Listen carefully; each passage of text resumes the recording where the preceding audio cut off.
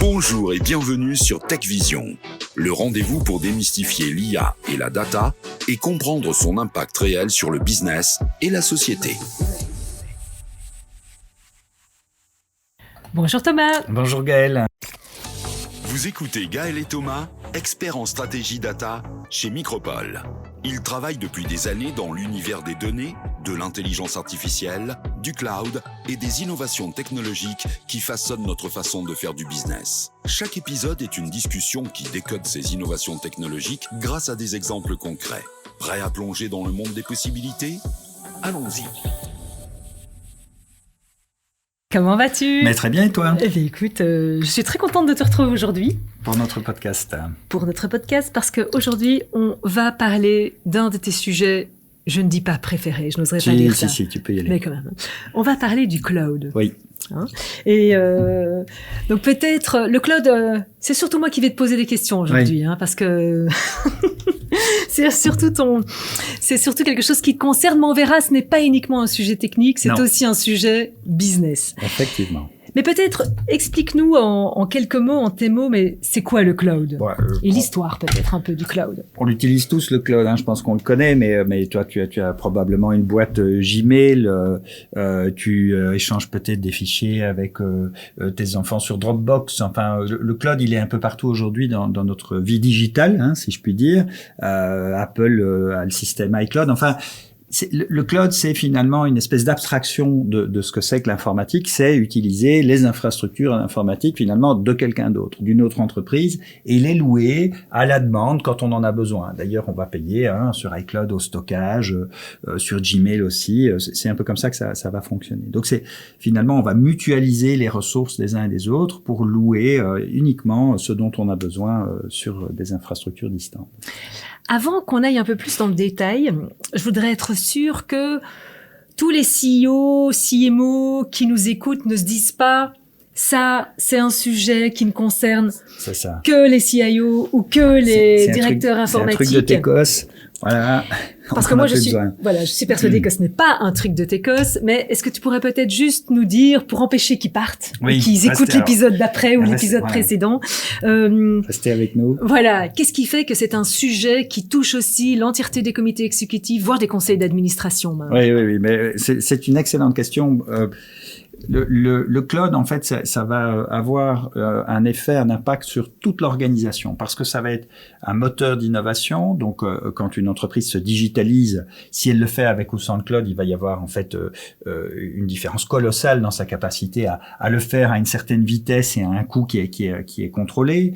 Il va y avoir un impact financier. Ça veut dire que ce sont de nouveaux métiers qui apparaissent dans l'organisation. Donc, il y a un énorme impact aussi de conduite du changement, de transformation organisationnelle derrière. Il y a évidemment des impacts au niveau juridique, de conformité, de sécurité. Donc, c'est un sujet stratégique pour une entreprise, surtout une entreprise qui se dit aujourd'hui on va accélérer notre digitalisation, ou on va accélérer l'exploitation de nouvelles technologies, comme l'IA par exemple. Le cloud, ça va être un facteur absolument déterminant et qui ne peut pas rester uniquement dans le giron du CIO ou en tout cas des équipes techniques. C'est un sujet de comité de direction. On ne peut pas faire d'innovation au sens large. Donc, quand je parle d'innovation, c'est aussi l'optimisation. On ne peut pas faire ça aujourd'hui si on n'a pas tout ou une partie de ces infrastructures sur le cloud. Non, je n'irai pas jusque-là. Je pense qu'une entreprise, et il y a encore énormément d'entreprises très conventionnelles, conformistes, si je puis dire, notamment dans le secteur industriel, qui n'ont pas encore vraiment commencé le move to cloud ou qui sont juste au début de ce move to cloud et qui innovent. Mais c'est encore une fois une capacité de vitesse, de flexibilité et de coût. Le cloud va nous permettre en fait d'expérimenter plein de choses à moindre coût, à moindre risque, et donc d'aller beaucoup plus vite de nouveau dans cet aspect d'innovation, digitalisation. Donc les avantages clés du cloud, tu veux bien nous les répéter? Donc la première chose, c'est qu'on va pouvoir vraiment louer de la capacité de stockage et de traitement de l'information en fonction de nos besoins et faire varier cette capacité au fil de l'eau. C'est ce qu'on appelle l'élasticité dans le cloud et ça, c'est top. En fait, pour faire une petite parenthèse et te raconter un peu d'où vient le cloud, une des entreprises fondatrices des principes du cloud, c'est Amazon, qui a inventé Amazon Web Services. Alors, c'est moins connu du grand public parce que tout le monde connaît Amazon.com, mais derrière, en fait, Amazon.com, le shop en ligne s'appuie sur ces data centers qui sont justement qui forment ce cloud.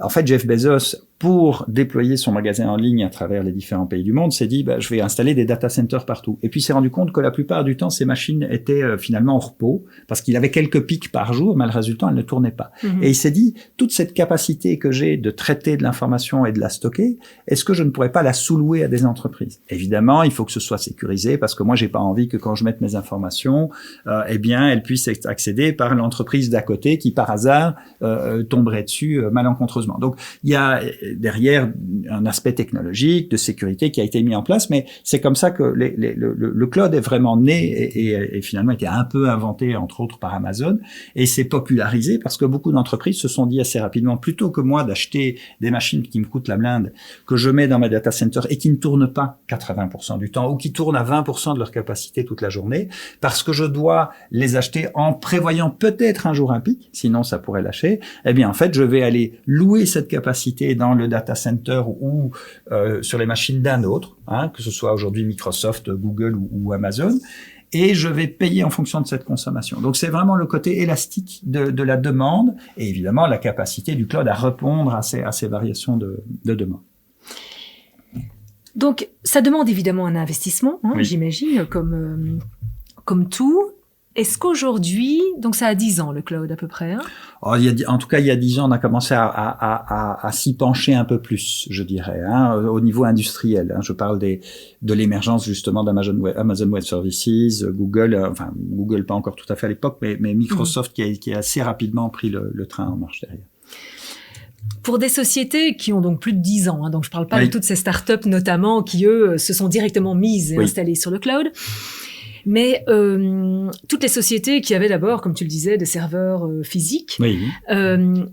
est-ce que tu as des clés ou est-ce que tu as déjà des exemples concrets de c'est quoi le ROI, c'est quoi le return sur investissement pour les sociétés qui ont fait démarré le pas du move to cloud? Alors, pour revenir à ce que tu disais en préambule, en fait, déjà aujourd'hui, toutes les startups, les scale-up, etc., sont quasi exclusivement sur le cloud. C'est impossible pour une entreprise qui va démarrer aujourd'hui, en tout cas dans le monde du digital, du numérique, celles qui construisent des logiciels, qui exploitent de l'intelligence artificielle, de démarrer sur des technologies on-prem. Ou c'est très compliqué, ou alors ça va se justifier par un niveau de criticité des données qui est tellement élevé, parce que c'est des données très très sensibles, par exemple, je ne sais pas, on pense à des données bancaires, et encore, les banques sont en train d'aller vers le cloud aussi. Elles n'osent pas trop le dire, mais elles y vont. Oui. Je pense peut-être à des données qui pourraient faire l'objet d'espionnage industriel, par exemple. Je suis pas convaincu que Dassault mette demain les plans du Rafale sur le cloud. Bon, en fait, Dassault a développé son propre cloud qui lui est propre justement, notamment pour ces raisons-là. Donc là, on est vraiment dans un cas très particulier. Mais dans 80-90% des cas, on va pouvoir exploiter le cloud. Alors, est-ce qu'il y a comment est-ce qu'on mesure le retour sur investissement? Bon, la chose la plus simple, c'est le coût, évidemment. Le coût de maintenir ses propres infrastructures informatiques versus le coût d'aller dans le cloud. Nous, on a pu faire des calculs de retour sur investissement. Après quelques années, il y a quand même un retour qui est assez massif parce qu'on pouvait diviser par 3 le coût total de possession, du stockage et d'exploitation des données plutôt dans un cadre data, big data. Pour certains clients, notamment dans le monde des télécoms, on a fait ces calculs-là. Mais pour moi, la question se pose dans des termes un peu différents. C'est-à-dire que si tu ne vas pas dans le cloud aujourd'hui, tu vas être tellement pénalisé par ton rythme d'innovation lent, par les limitations technologiques que tu vas avoir, l'incapacité à pouvoir justement demain avoir d'un seul coup beaucoup plus de capacité de calcul à disposition quand tu en auras besoin, que c'est ça qui va te freiner. Pour moi, il y a à la fois des éléments de coût factuels, de cost saving d'une part qui sont vraiment très importants quand on va vers le cloud. Attention en faisant ça correctement, avec la bonne gouvernance, faut pas y aller comme des cow-boys, mais aussi